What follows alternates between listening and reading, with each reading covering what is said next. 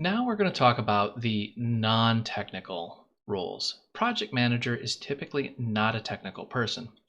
This is somebody who's had formal business training or they just really like organizing things. I've seen both types of project managers, and to be brutally honest, the people that just like to organize things often do a better job than somebody who's spent years and hundreds of thousands of dollars to go get an MBA and get a big certificate from a university.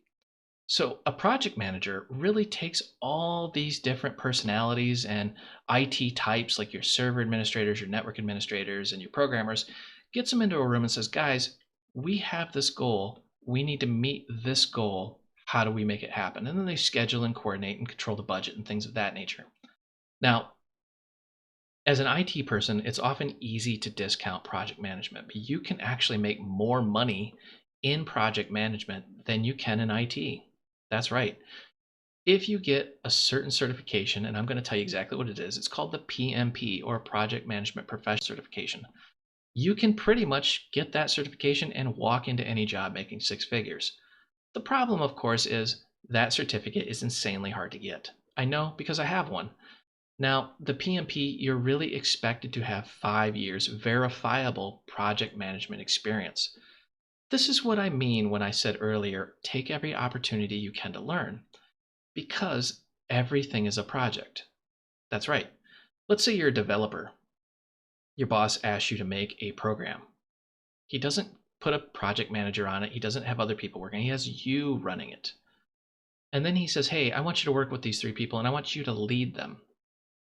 You're now running the project. You're now a project manager, and that's experience you can apply towards a PMP. So as you do things and as your career grows, keep track of those little situations, because you may one day say, you know what? I'm sick of playing catch up with the technology. I want to go into project management. That's right. You can take all that experience from all the things that you've done and, you guessed it, become a project manager. Now, if that example seemed a little bit complex, let's look at a help desk, for example. Let's say you're on a help desk and you discover a problem and you notify your boss there is a problem. Your boss says, I don't care, deal with it. So you are now the project manager over that project. There's a lot more to it, and there's a real science to project management. It is not by any means easy, but you can make some of the largest salaries. Now, project management involves maintaining and running projects. Now, a project has a defined start and a defined end. For example, making a new iPhone, that would be a project.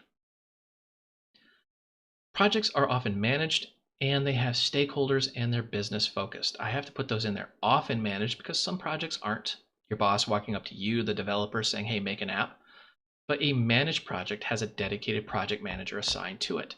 Stakeholders are people who have a vested interest. This could be your boss, your coworkers, your customers, or pretty much anybody interested in it. They're often business focused, so you're going to expect it to know things like accounting and business law and things of that nature.